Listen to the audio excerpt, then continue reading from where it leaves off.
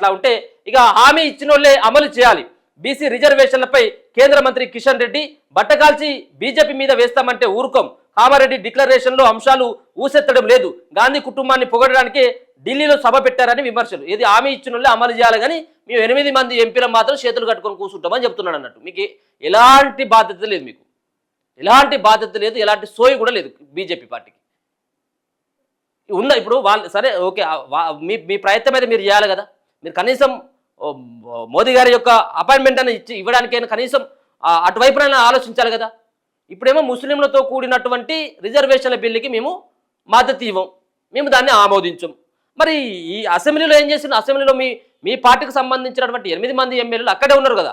ఆడకుక్కలు చేతులు ఎత్తి మేము ఈ బిల్లుకి 42% బిల్లుకి మేము అనుకూలంగా ఉన్నామంటూ మీ పార్టీకి సంబంధించినటువంటి ఎమ్మెల్యేలు మద్దతు తెలిపిన్లు. మరి ఆ రోజు ఏమో ఈ ముస్లింలకు సంబంధించినటువంటి వాళ్ళని కలిపిన అన్నటువంటి ఆ సోయి రాలేదు. ఇప్పుడు ఏం చెప్తా ఉన్నారు, ఏదో కారణం కావాలి కదా. ఆ కారణాన్ని వెతికి పట్టుకొని ఇప్పుడు ఆ కారణాన్ని బూచిగా చూపెడుతూ మాకేం సంబంధం, మీరు ఎంపీలు కదా, మిమ్మల్ని ప్రజలు ఓట్లేసి గెలిపిలే, మీకు ఏ బాధ్యత లేదన్నట్టు. ఇక బీసీ రిజర్వేషన్లపై హామీ ఇచ్చిన కాంగ్రెస్ పార్టీనే వాటిని అమలు చేయాలని కేంద్ర మంత్రి కిషన్ రెడ్డి అన్నారు. అది కాకుండా బట్టకాల్చి బీజేపీపై వేస్తామంటే ఊరుకోబోమని మండిపడ్డారు. ఢిల్లీలో జంతర్ మంతర్ వద్ద కాంగ్రెస్ పార్టీ పెట్టుకున్న సభ గాంధీ కుటుంబాన్ని పొగడడానికే సరిపోయిందని ఎద్దేవా చేయడం జరిగింది కిషన్ రెడ్డి గారు.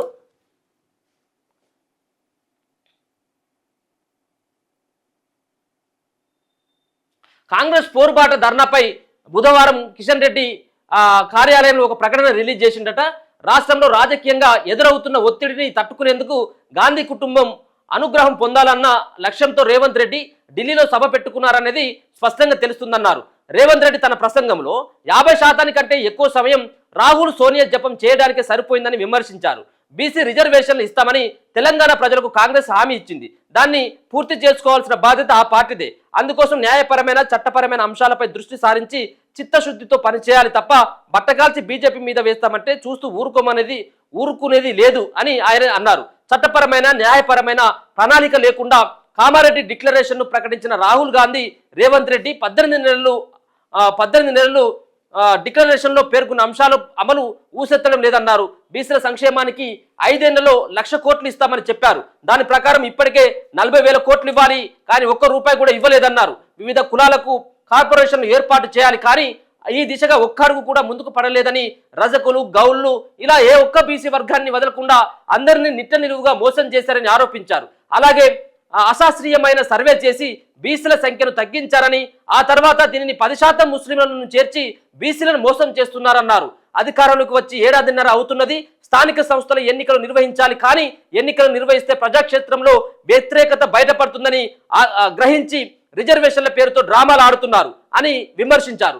మోదీని రేవంత్ రెడ్డి విమర్శిస్తే అది ఆకాశం మీద ఉమ్మేయడమేనని, మోదీ నేతృత్వంలో సుస్థిరమైనటువంటి పాలన అందుతుందా అన్నారు. వచ్చే 30 ఏళ్ల వరకు కేంద్రంలో అధికారం గురించి ఆలోచించడం కాంగ్రెస్ మానుకోవడం ఉత్తమం అని చెప్పేసి ఆయన చెప్పడం జరుగుతూ ఉన్నది. ముఖ్యంగా ఏదైతే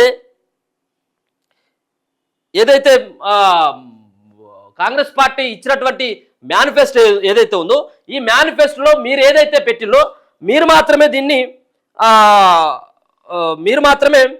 దీన్ని అమలు చేయాలి, మాకేం సంబంధం అంటూ కిషన్ రెడ్డి ఆయనే ఆ వ్యాఖ్యలు చేయడం జరుగుతూ ఉన్నది. సో మొత్తానికి ఈ పార్టీ మాత్రం కాంగ్రెస్ పార్టీ డ్రామాలు ఆడుతూ ఉన్నది. 30 ఏళ్ల వరకు కేంద్రంలో అధికారం గురించి కాంగ్రెస్ పార్టీ ఆలోచించకూడదు అంటూ ఒక పక్కన ఆయన చేసిన, అసలు నిజంగా బీసీ రిజర్వేషన్ల పైన డ్రామాలు ఆడుతున్నది ఏ పార్టీ?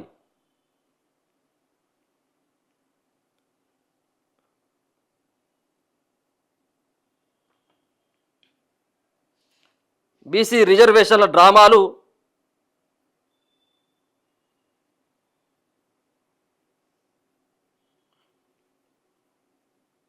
ఆడుతున్నది ఏ పార్టీ?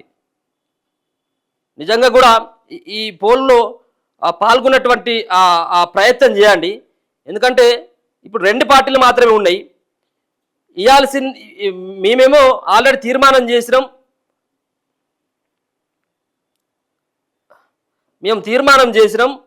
అలాగే మేము ఆర్డినెన్స్ తీసుకొచ్చినాం, మా బాధ్యత అయిపోయిందంటూ కాంగ్రెస్ పార్టీ.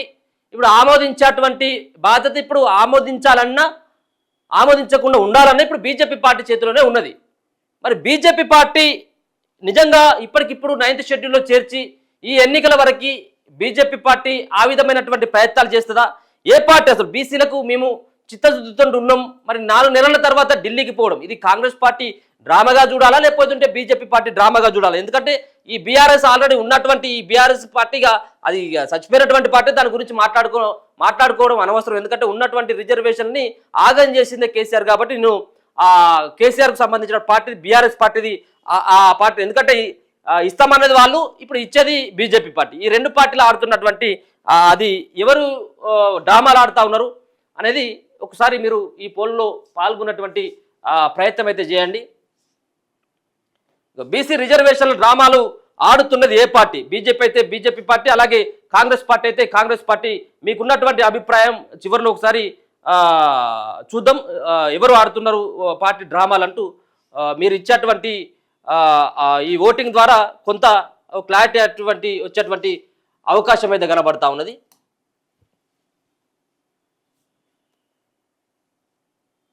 అట్లా ఉంటే ఆయన అట్లా మాట్లాడుతూ ఉంటే ఇక్కడ ఎవరు బండి సంజయ్ గారు ఏం మాట్లాడుతూ ఉన్నారంటే, ముస్లిం రిజర్వేషన్ల కోసమే కాంగ్రెస్ ధర్నా, బీసీలకు 5% పెంచి ముస్లింలకు 10% కల్పించేందుకు కుట్ర. బండి సంజయ్ గారు చెప్తా ఉన్నారు, ముస్లింలకు 10% రిజర్వేషన్లు కల్పించేందుకే కాంగ్రెస్ పార్టీ ఢిల్లీలోని జంతర్ మంతర్ వద్ద ధర్నా చేసిందని, బీసీల కోసం కాదని కేంద్ర మంత్రి బండి సంజయ్ విమర్శించారు. కామారెడ్డి డిక్లరేషన్ పై కాంగ్రెస్ మాట తప్పిందని, మైనార్టీల ఓట్ల కోసం ముస్లిం డిక్లరేషన్ను అమలు చేయాలనుకుంటుందని, ఈ క్రమంలో బీసీలను ఘోరంగా మోసం చేస్తుందని ఆయన మండిపడ్డారు. ఈ మేరకు బుధవారం ఆయన ఒక ప్రకటన విడుదల చేశారు.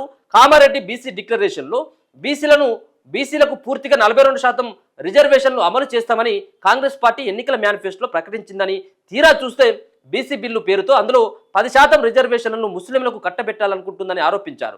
మిగిలిన 32% రిజర్వేషన్లను మాత్రమే బీసీలకు ఇవ్వాలనుకుంటుందని ఆయన పేర్కొన్నారు. వాస్తవానికి మోదీ ప్రభుత్వం ఇప్పటికే బీసీలకు 22% రిజర్వేషన్లు అమలు చేస్తుందని, కాంగ్రెస్ తెచ్చిన బీసీ బిల్లు వల్ల బీసీలకు ఒరిగేది 5% రిజర్వేషన్లు మాత్రమేనని సంజయ్ పేర్కొన్నారు. హిందువులను మైనార్టీలుగా మార్చేటువంటి కుట్ర జరుగుతుందంటూ ఆయన వ్యాఖ్యలు చేసిండ్రు. తెలంగాణలో మెజార్టీ హిందువులను మైనార్టీలుగా మార్చేందుకు కాంగ్రెస్ కుట్ర చేస్తుందని సంజయ్ ఆరోపించారు. అంబేద్కర్ రాజ్యాంగం ప్రకారం మత రిజర్వేషన్లకు బీజేపీ విరుద్ధం. ఇకనైనా బీసీలకే పూర్తిగా 42% రిజర్వేషన్లను అమలు చేస్తేనే మద్దతు ఇస్తాం, లేని పక్షంలో తప్పనిసరిగా ఈ బిల్లును అడ్డుకొని తీరుతాం. ఇట్లాంటి విషవృక్షాన్ని తెలంగాణలో అడ్డుకోకపోతే దేశమంతా విస్తరించే ప్రమాదం ఉంది. తక్షణమే ముస్లిం రిజర్వేషన్లను తొలగించాలి, లేని పక్షంలో కాంగ్రెస్కు తగిన బుద్ధి చెప్పి తీరుతాం. బీసీ సామాజిక వర్గంతో పాటు యావత్ హిందూ సమాజం అంతా కాంగ్రెస్ పై తిరగబడే రోజులు దగ్గరలోనే ఉన్నాయని సంజయ్ గారు పేర్కొనడం జరిగింది. సో ఏదైతే బండి సంజయ్ గారు అదే విషయాన్ని మాట్లాడుతూ ఉన్నారు, ఏది ముస్లింలతో కూడినటువంటి రిజర్వేషన్ల బిల్లుని ఖచ్చితంగా ఎట్టి పరిస్థితుల్లో మేము ఆమోదించేదే లేదు అని. కిషన్ రెడ్డి గారు అదే చెప్తా ఉన్నారు. బీజేపీ పార్టీలో తెలంగాణలో కీలకమైనటువంటి నేతలు, బీజేపీ పార్టీకి మొదటి నుంచి కూడా ఉన్నటువంటి వ్యక్తులు, దాంతోపాటు ఇప్పుడు కేంద్రంలో వాళ్ళు మంత్రులు. ఇప్పుడు వీళ్ళ నిర్ణయం లేకుండా బీజేపీ పార్టీ నిర్ణయాన్ని ప్రకటిస్తుందా? వీళ్ళే వ్యతిరేకిస్తున్నారు. అప్పుడు ఇక్కడ ఉన్నటువంటి ఎంపీలు కానీ ఇక్కడ ఉన్నటువంటి బీజేపీ పార్టీకి సంబంధించినటువంటి నేతలంతా ఈ బీసీ రిజర్వేషన్ల బిల్లుని మేము ఆమోదించము అని చెప్పేసి వీళ్ళే అంటా ఉంటే, ఇప్పుడు వీళ్ళ నిర్ణయాన్ని బీజేపీ పార్టీ అధిష్టానం తీసుకుంటుంది. కాబట్టి బీజేపీ పార్టీ ఏ విధంగా ఆమోదిస్తుంది? 100%, ఇంతకుముందు నేను చెప్పిన 100% అసలు ఆమోదించేటువంటి ప్రసక్తే లేదు. 9వ షెడ్యూల్లో చేర్చేటువంటి అవకాశం లేదు. అసలు లాస్ట్కి ఆ రాష్ట్రపతి యొక్క అపాయింట్మెంట్ కూడా దొరకదు. ఇది 100% ఇదే నిజం. ఇది ఆల్రెడీ నాకే కాదు, యావత్తు తెలంగాణ రాష్ట్రంలో ఉన్నటువంటి మేధావులందరికీ తెలుసు. చాలామంది ఇప్పటికే ఆడుతున్నటువంటి కాంగ్రెస్ పార్టీ కావాలని చెప్పేసి ఇది లాస్ట్ సెకండ్లో పేరు తప్పించి యుద్ధం అన్నటువంటి ఉద్దేశమో, లేకపోతే బీసీల మీద ఇప్పటికిప్పుడు పుట్టినటువంటి ప్రేమనో ఇదేం కాదు. ఒకవేళ కనుక రేవంత్ రెడ్డి గారికి బీసీల మీద నిజమైనటువంటి ప్రేమ ఉంటే అదే 42% రిజర్వేషన్లు ఏవైతే ఉన్నాయో ఆ మంత్రివర్గంలో ఉన్నటువంటి ఆ మంత్రులు ఎవరైతే ఉన్నారో ఆ మంత్రుల్లో 42% బీసీలకే ఆ మంత్రి పదవులు రావాలి. ఇప్పుడు ఉన్నటువంటి 3 పదవులతో పాటు 3 పదవులు కూడా ఇప్పుడు బీసీలకే రావాలి. మరి బీసీలకు ఇచ్చేటువంటి అవకాశం ఉంటుందా? అంటే ముందుగా మనం ఇంట గెలిచి ఏదో రచ్చ గెలవాలన్నటువంటి ఒక సామెత ఉంటుంది కదా. ముందుగా ఇక్కడ మనకు ఉన్నటువంటి పార్టీలో మీరు పార్టీ పరంగా రిజర్వేషన్లు ఇస్తాం, పార్టీ పరంగా చేయడం కాదు. సో పార్టీ పరంగా చేస్తే ఇది ఎవరు కూడా జనాలు ఒప్పుకోరు. జనాలు కూడా ఆల్రెడీ అందరి సంబంధించినటువంటి డ్రామాలను పసిగడతా ఉన్నారు. ఎవరు బీసీల నోట్లో మన్ను కొడతా ఉన్నారు అన్నటువంటి అన్ని అంశాలని వాళ్ళే చూస్తూ ఉన్నారు. సరే ఏదేమైనప్పుడు కూడా ఇప్పుడు ముస్లింలతో కూడినటువంటి రిజర్వేషన్లు ఏదైతే ఉన్నాయో ఇవి ఆల్రెడీ బీజేపీ పార్టీ పరిపాలిస్తున్నటువంటి రాష్ట్రాలలో అమలు అవుతా ఉన్నాయి.